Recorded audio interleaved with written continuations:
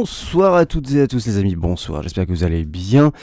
Bienvenue sur ce tout nouveau format que je vais essayer de produire, un petit format podcast qui va s'appeler, comme vous pouvez le voir, Le débat reste ouvert. Le débat reste ouvert, oui, parce qu'on va essayer d'aborder en fait des sujets de société qui impliquent forcément un débat, un drama, en tout cas une réflexion que on va essayer d'avoir avec vous, chers auditeurs, en commentaire. Et oui, n'hésitez pas, évidemment, le débat reste ouvert, n'hésitez pas à donner votre avis, votre opinion dans les commentaires, mettre un petit like sur la vidéo.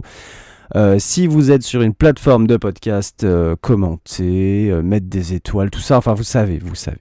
Alors aujourd'hui, pour ce tout premier épisode, j'avais l'idée en fait de réagir à froid, c'est-à-dire quelques jours, quelques semaines peut-être après qu'il y ait tout le tumulte autour du sujet sur l'abaya. L'abaya, donc ce vêtement communautaire. On va dire que c'est pas un vêtement religieux, on va voir ça dans le podcast évidemment, ne vous inquiétez pas. Donc plus largement, le podcast, ce sera ça, ça sera essayer de réagir à froid, c'est-à-dire avec un peu plus de recul sur les sujets de société qui ont un peu fait débat, généralement une semaine après. Là on est quand même à 2 semaines de la rentrée, et l'abaya c'est un sujet qui a finalement défrayé la chronique pendant un certain temps, déjà l'année dernière. On se rappelle un petit peu, l'année scolaire 2022-2023, déjà une recrudescence du port de tenues apparentées à la religion musulmane. J'ai bien apparenté à la religion musulmane, puisque on a vu ce que c'était le débat. Le débat public, c'est une très large majorité de Français qui souhaiteraient que l'État interdise tout simplement ces pratiques. Autrement dit, ces pratiques, c'est quoi ? C'est la capacité qu'ont certains et certaines de faire étalage de leurs pratiques religieuses dans l'école publique. Et oui. Alors, le problème numéro 1, c'est a priori une laïcité qui est bafouée. Alors oui, peut-être, mais certaines tenues ne sont pas directement religieuses, mais simplement communautaires. Et c'est un peu le cas de l'abaya. Je ne sais pas ce que vous en pensez, dites-moi dans les commentaires, mais a priori, l'abaya n'est pas un vêtement directement religieux. Il n'est pas, imposé par les textes religieux. En revanche, c'est vrai qu'il y a des sociétés qui sont des sociétés pleinement musulmanes, pleinement islamiques, qui imposent l'abaya aux femmes. Mais en France, on va essayer un petit peu de se reconcentrer en France. En France, ça reste quand même un vêtement qui est plus communautaire qu'un vêtement religieux. Ensuite, le problème, c'est peut-être l'agressivité visuelle de l'islam dans l'espace public, un peu partout, et jusque là, dans nos écoles. Alors oui, encore une fois, c'est pas faux. C'est pas faux, c'est vrai que de plus en plus, l'espace visuel, l'espace public visuel est gangréné par des éléments de la religion musulmane, mais c'est un peu le résultat de dizaines d'années de politique en France où on a laissé s'installer petit à petit ces éléments visuels. Les dernières années de politique en France ont permis cette situation, c'est-à-dire que l'imposition géographique partout sur le territoire d'une minorité qui se dispense en fait de respecter la République et qui installe une sorte de contre-civilisation dans certains territoires, ça a été permis. On ne peut pas aujourd'hui, après 10, 15, 20 ans de politique, à dire pas d'amalgame, à dire laissons-les tranquilles, ils ne font pas de mal à personne. Aujourd'hui, dire finalement vous nous emmerdez, cachez-moi tout ça. Non, il y a un moment, il y a un problème de cohérence. Et ensuite, on pourrait réaffirmer les valeurs de la France et surtout de la République. Ça, c'est ce que beaucoup disent sur le sujet. Il faut réaffirmer les valeurs de la République puisque, il y a un problème de laïcité dans les écoles. Donc, il faut vraiment réaffirmer. Alors, réaffirmer, c'est quand même un bien grand mot. On ne sait pas comment, beaucoup ont oublié pourquoi. Mais visiblement, l'État qui est censé garantir ces valeurs, donc c'est-à-dire l'État français, ne semble pas vraiment préoccupé par le phénomène qui date et il se défile. L'État généralement se défile devant ses responsabilités sur ces sujets-là. Donc on a ces 3 points là qui emmerdent un peu tout le monde, on ne sait pas trop comment répondre, et puis on est un peu dans un entre-deux. Donc le voile, l'abaya. J'ai entendu aussi le camis, qui est en fait la chemise pour les hommes, qui sont clairement des vêtements communautaires assumés. Alors le voile qui est un vêtement plus précisément religieux, mais qui rentre en fait dans la case des vêtements communautaires. Et en fait, comme tous les vêtements, j'ai envie de dire comme tous les vêtements, lorsque vous portez des Nike, lorsque vous portez des Vans, des Converse en termes de chaussures, quand vous portez certaines marques, vous faites part de certaines de vos idées politiques, sociales, philosophiques à la société qui vous entoure. C'est normal en fait, c'est tout simplement pour ça que que le libéralisme, le consumérisme est aussi puissant en France et en Occident. C'est parce que justement la façon de s'habiller, ça veut dire quelque chose de soi. Et donc ça en fait c'est tout à fait normal. Pareil, quand vous portez un hoodie ou un costume 3 pièces, ça en fait une grande différence. Évidemment qu'il y a un message qui est envoyé à la société, un message qui est envoyé à tous les passants qui vous croisent dans la rue. Donc il n'y a pas vraiment de raison pour que les habits tels que l'abaya ou le camis dérogent à cette règle. Finalement, tout ce que vous portez sur vous quand vous sortez dans la rue, après quand vous êtes en privé c'est très différent, mais quand vous sortez dans l'espace public, la façon de vous vêtir, c'est déjà un message que vous souhaitez envoyer à la société. Donc celles et ceux qui portent ces vêtements communautaires transmettent eux aussi un message aux personnes qui croisent dans les lieux publics. Alors quel est ce message ? Celui d'une appartenance communautaire qui est liée de près ou de loin à la religion, à l'islam. Là, il n'y a pas d'ambiguïté du tout, ni d'ailleurs pour les musulmans, ni d'ailleurs pour les non-musulmans. C'est clair, c'est un fait. Aucune personne ne portant ce type de vêtements ne pourra dire assez dignement le contraire. Pour autant, il n'y a rien de bon ni de mauvais dans cette constatation. On a oublié, peut-être, en Occident, que nous pouvions, nous aussi, manifester d'une appartenance communautaire de cette manière, de la manière de s'habiller, d'une manière de s'habiller. Et d'ailleurs, de plus en plus, des hommes reviennent un peu à l'art sartorial, comme on appelle ça aujourd'hui, reviennent au costume, bien s'habiller, bien se coiffer, bien se raser. Les femmes aussi, certaines femmes qui reviennent à des tenues plus traditionnelles.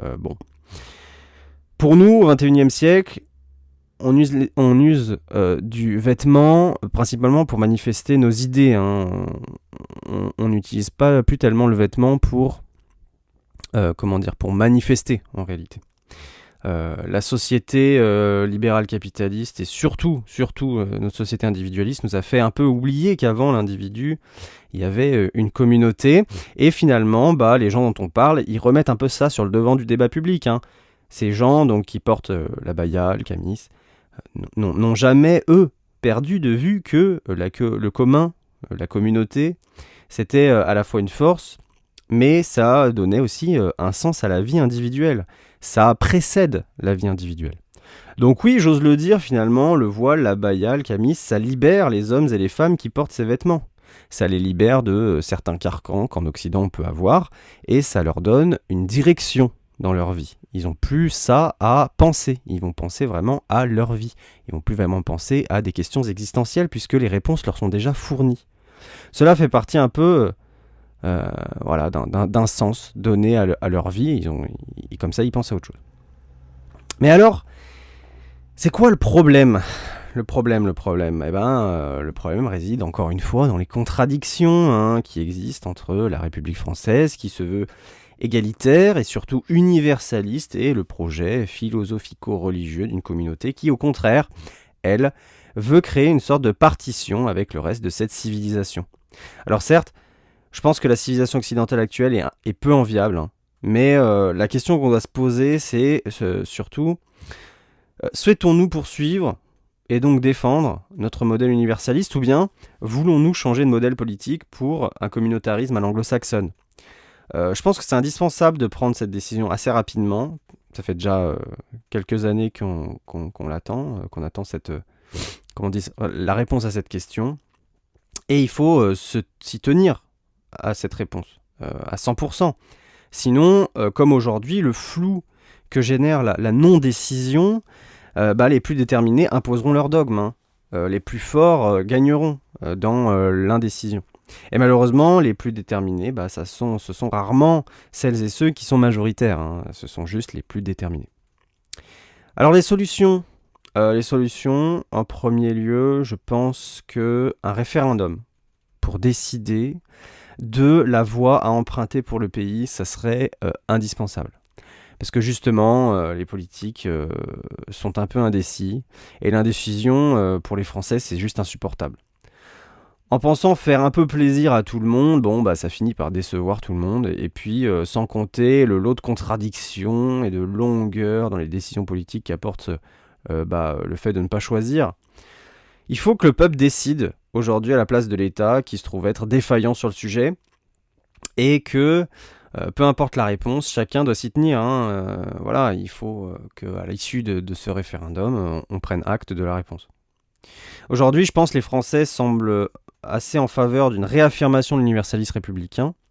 Donc, dans un second temps, si nous voulons préserver un semblant de vivre ensemble, entre guillemets, le fameux vivre ensemble, il sera nécessaire d'imposer à toutes et tous des mesures contraignantes et parfois même rétrogrades, comme par exemple l'uniforme scolaire, mais pas seulement, c'est vraiment l'arbre qui cache la forêt, mais pas seulement, puisqu'il va être nécessaire d'offrir aux gens qu'on va déposséder d'une partie du sens qu'ils auront donné à leur vie, d'autres valeurs, des valeurs qui offriront à tous un horizon, peut-être pour certains indépassable, mais un nouvel horizon, un nouveau sens à leur vie.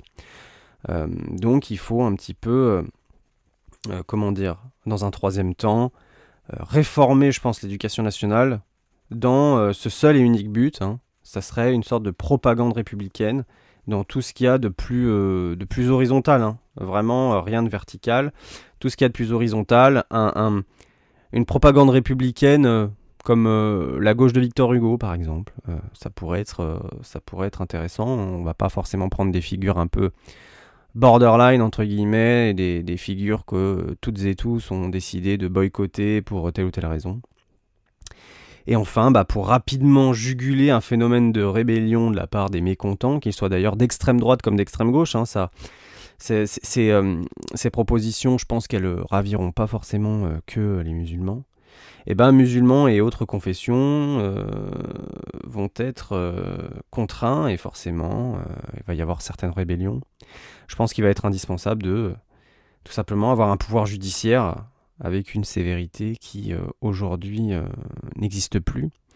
Donc il va falloir aussi contraindre les juges à ne pas laisser passer ces atteintes à la République. Pour la rentrée scolaire, donc 2023-2024, l'État a décidé à quelques jours d'interdire ces vêtements dans les enceintes des établissements scolaires publics. Est-ce que c'est la solution ? C'est peut-être un premier pas. Là, les solutions que je vous ai données, ce sont des solutions, encore une fois. Le débat reste ouvert, donc la discussion est là dans les commentaires, n'hésitez pas. Restez quand même évidemment courtois, restez polis. Faut débattre, je pense, de ces sujets-là. Faut pas s'invectiver, faut pas s'insulter, c'est pas nécessaire si on veut avancer.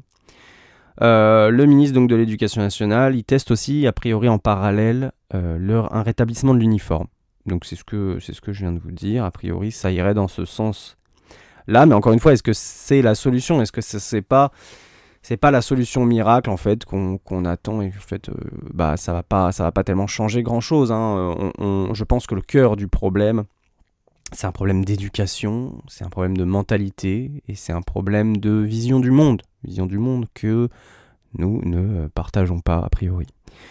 Donc voilà, le débat reste ouvert. A priori, les rentrées sont plutôt bien passées. Il y a eu quelques petits accrochages, quelques petits débordements. A priori même, le père d'une élève aurait proféré des menaces de mort à l'encontre d'un directeur, je ne sais pas, de collège ou de lycée, je ne sais plus. Et oui, voilà, la sanction a été rapide et radicale. Il a été arrêté. Je ne sais pas ce qu'il en est actuellement, s'il a été jugé ou pas. Je ne sais pas. Il faut peut-être un peu après se renseigner sur la suite des événements.